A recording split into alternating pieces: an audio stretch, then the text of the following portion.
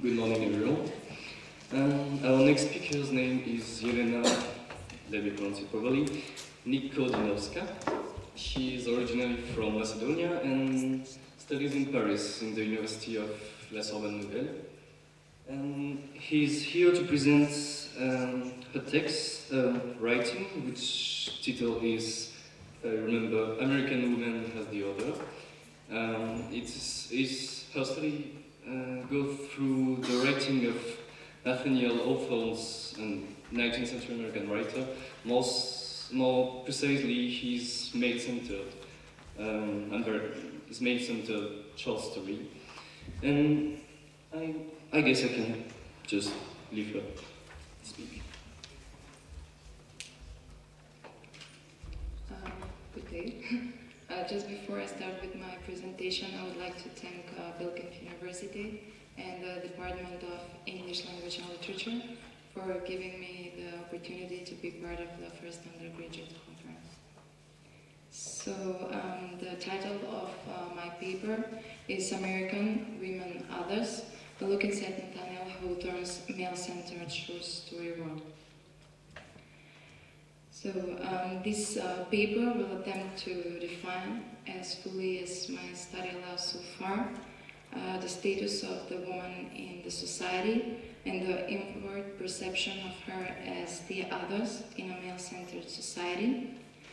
I plan to focus my analysis on the American 19th century isolating male-dominated narrative cosmos, but taking my cue from Nathaniel Hawtorne's selected short stories to, in particular, Rappaccini's Daughter and The Birthmark. For it is a narrative world within which the female mindset reads as fully molded by self-centered, self-actualizing men. Thus, my twofold analysis aims to introduce the reader to a historical outlook of women in American society and the concept of the women as the other, and drawing on this notion to decipher male-female relationship in Hawtorne's male-dominated narrative cosmos. So in the first part I will give an outlook of the 19th century history of American women and her assigned values.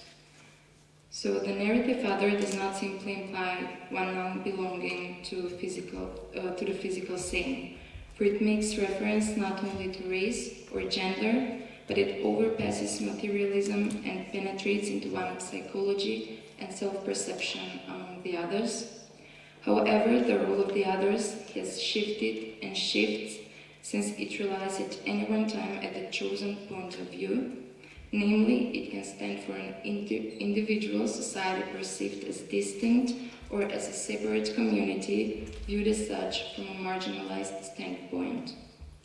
Henceforth, today, our examination of the term the other cannot simply rely on the ratio of majority to minority or vice versa, for we need to look for ways which would help us to frame it within specific historic, socioeconomic, or cultural reality. In the first place, through the focus on 19th century American society, this analysis aims to look at how America has transformed itself politically, economically, and its social arrangements, most precisely the manner in which this factor influenced and imparted women's position in society. So the first point to note is that America's independence marked a new kind of dependence, for in the newly independent Americas all men are created equal, there was no place for women. Along with that, the beginning of the 19th century set up the cult of the womanhood, which taught values of piety, purity, submissiveness, and domesticity, and nourished the new ideal of the domestic angel confronted to the self-reliant style of manhood. Women were assigned a home as a morally better world, where they were to work for better models of marriage, family, and hence society. Subsequently, the Industrial Revolution gave existence to new values of a self-reliant, hard-working, and skillful woman, which together with the anti-slavery thought reached a new continent and consequently paved the way for the first wave of feminism later the Civil War, for the liberation of two subservient groups, women and African Americans. Together with that, this paper's intention is to interpret the arbitrary value designation, which actualizes the concept of the woman, the other, through two different models.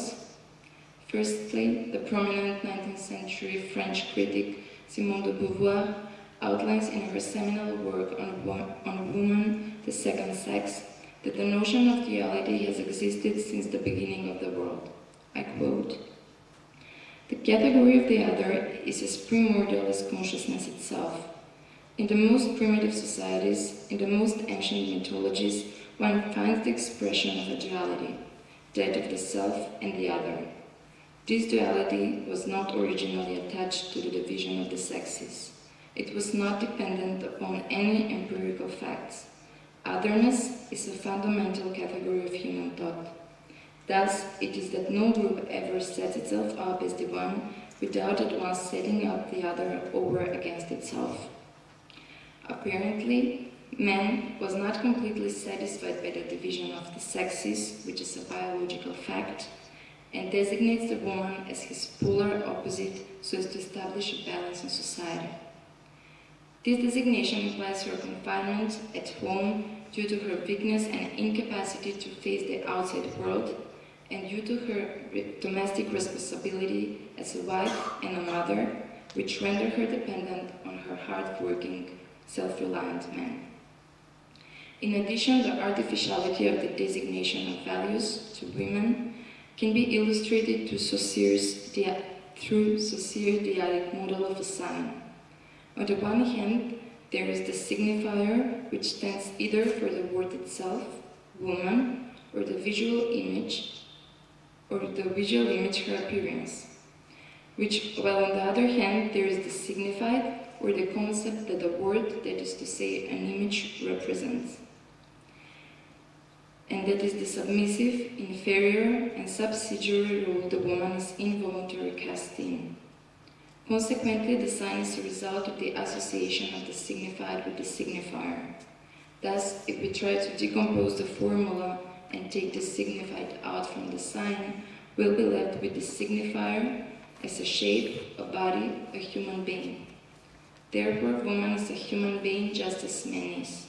However, to avoid the abstractness of the concept human being, the men decided to clarify its meaning through their own interpretation of the sign, that is to say the woman, through as previously mentioned the designation of values. The second part of my paper will focus on Hawtorne's short story, through which I try to illustrate the concept of the other, the concept of women as the other. So Hawtorne's isolating male-dominated narrative cosmos. Through his master narrative, Nathaniel Hawtorne depicts 19th century industrial capitalist America, which had placed love at the center of a marriage, and thus had enclosed two different worlds, man out at work and woman at home within a relationship of inescapable intimacy. Both Rappaccini and Almar mirror the 19th century American ideal of the self-reliant man through their seclusion from society within their own created worlds. I quote, "The man's world of incessant self-reliant, self-seeking forced individual men into anxious solitude, cutting them off from the emotional support other men could provide, and cutting them off from their own capacity for nurture and compassion. Even though enclosed within their world of solitude, their existence would have been futile and their silence impossible without the presence of the woman, Beatrice and Georgina, who are otherwise floated objects at the hands of their father, that is to say, their husband. However, this confinement within murderous intimacy gives birth to fatal ideals, where man is a creator of deadly universe, where he places his subject, thus determining its position, and where the woman becomes the other of both worlds, the world she's isolated from, and his world she lives in but is ignorant of. Further along, the valleys of sin, flow, and imperfection incorporated in both short stories and most precisely in the bodies of the two women, are not intrinsic but artificially implemented by the scientific hand of a man. I quote, "Both Georgina's and Beatrice's bodies are patently unnatural, literally man-made, processed to meet two of the commonest requirements of patriarchal femininity. Beatrice's sexual purity must be defended at all costs, and Georgina's attraction to her husband is dependent on beauty. It is simply enough for a man to conceptualize those values so as to give them a physical existence, and then persuading their subjects, the women, that these assigned identities originate deep within their nature." Along with that, Hawtorne's narrative world addresses the amorous relationship between men and women, most precisely between Giovanni and Beatrice, and Alma and Georgina. Women embody spiritual, submissive, and pure form of love, which stand in contrast with men's too simple appeal to outward beauty. I quote, "The birthmark and Rappaccini's daughter express a male imagination for which sexual attraction is virtually indistinguishable from revulsion. So the pervading feeling of revulsion and loathing for their lover's impurity and flawed nature, highlighted by the superficial observance of the physical, illustrate Giovanni's and Almar's lack of insight to perceive Beatrice's and Georgina's true nature, which is that of a pure, good, and devoted soul yearning for love. As for the women's perceptions of themselves, the two narratives are dissimilar in the manner that Georgina does embrace Almar's projection of the birthmark as a symbol of reliability to sin, sorrow, decay, and death, and would rather be dead than discuss her husband. While on the other hand, Beatrice claims that she is more than a poisonous flesh, yet remains but a hopeless victim in the clash of men's rivalries and sick ambition. Hawtorne delicately touches upon shared feeling and common themes of his era, and along with that, through his narrative, he presents the historical moment he writes in. At the same time, through his narrative, he manifests his own contradiction about women and about emotional life of marriage that spanned 19th century America. Placing the couple as the crucial element in the struggle to define the nature and possibilities of women's life, Hawtorne introduces the reader to a man-molded historic female character where the women stand for the final others, those that need to be eliminated just before man attains the height of his self-realization, and where the submission of 19th century woman conveyed through the characters of Beatrice and Georgina and consequently their death, stand at the self-actualized self-sacrifice required in the pursuit of the masculine American dream of perfection and absolute power. Thank you.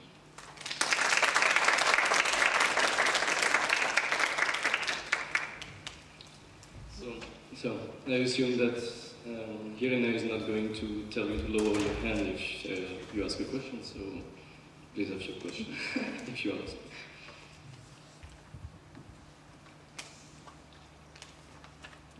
Thank you very much for a lovely presentation. And my question really is about, well, the title. You use the word world, short story world, and also I believe at some points perhaps you called it the cosmos. And I found this very interesting, so I was going to ask you to comment more on it.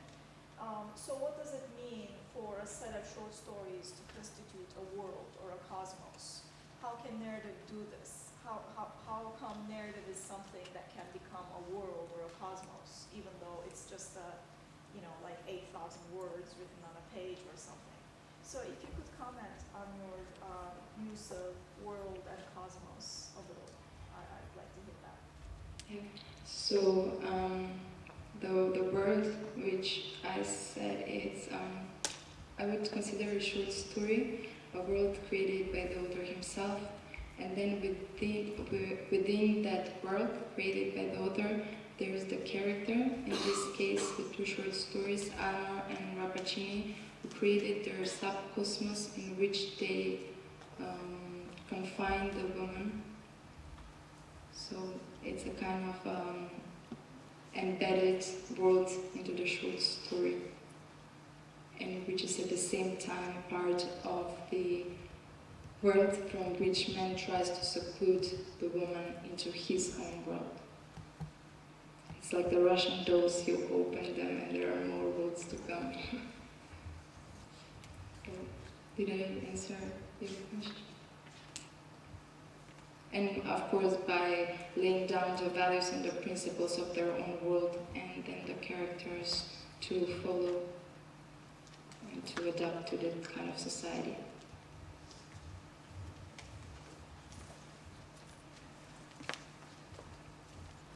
Any other questions?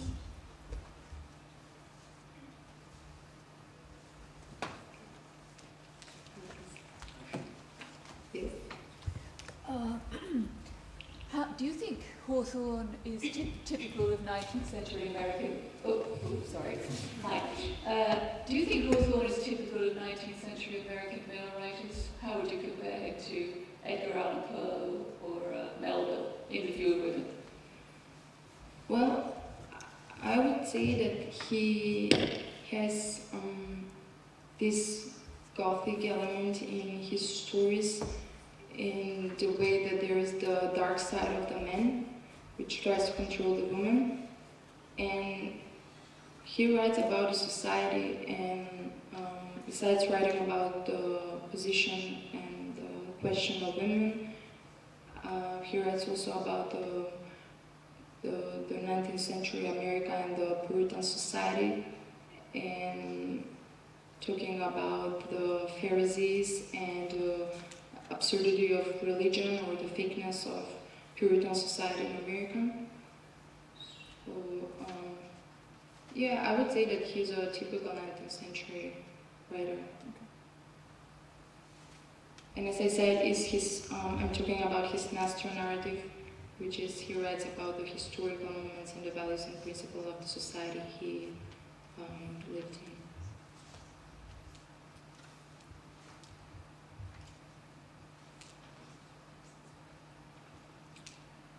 Any other questions?